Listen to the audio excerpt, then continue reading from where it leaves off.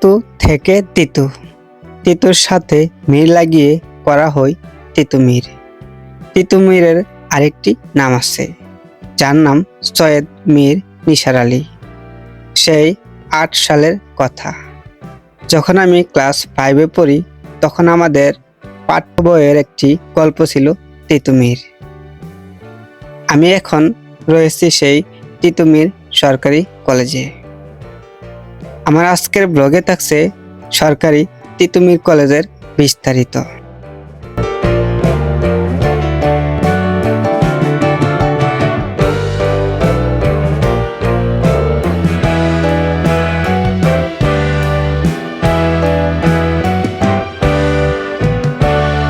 সরকারি তিতুমির কলেজ বাংলাদেশের ঢাকা শহরে অবস্থিত একটি শিক্ষা প্রতিষ্ঠান। এই কলেজটি 1968 সালে প্রতিষ্ঠিত হয়। সে সময় কলেজটি জিন্নাহ কলেজ নামে পরিচিতি ছিল। 1971 সালে বাংলাদেশ স্বাধীন হওয়ার পর কলেজটির নাম পরিবর্তন করে তিতুমির কলেজ রাখা হয়। কলেজটি ঢাকা শহরের বনানী থানার অন্তর্ভুক্ত মহাখালী এলাকায় অবস্থিত, যার আয়তন 11 একর।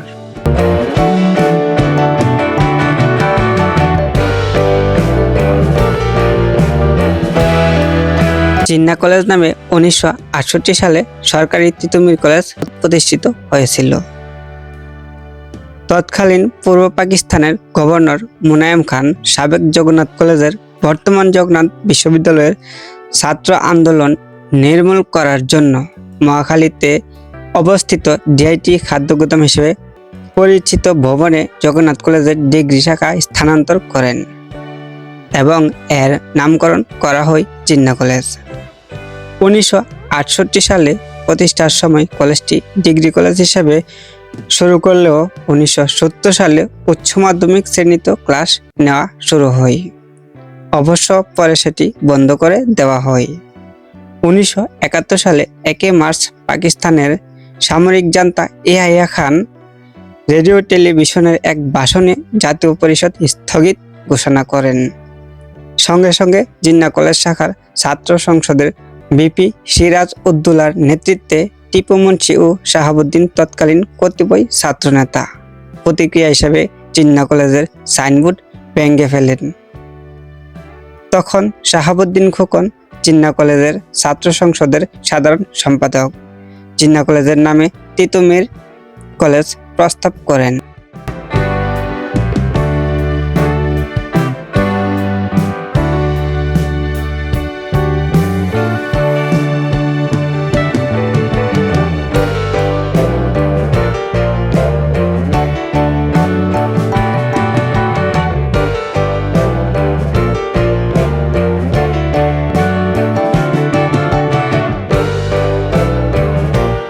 বন্ধুরা, সরকারি তিতুমির কলেজের শেষ লগ্ন থেকে বিদায় নিচ্ছি।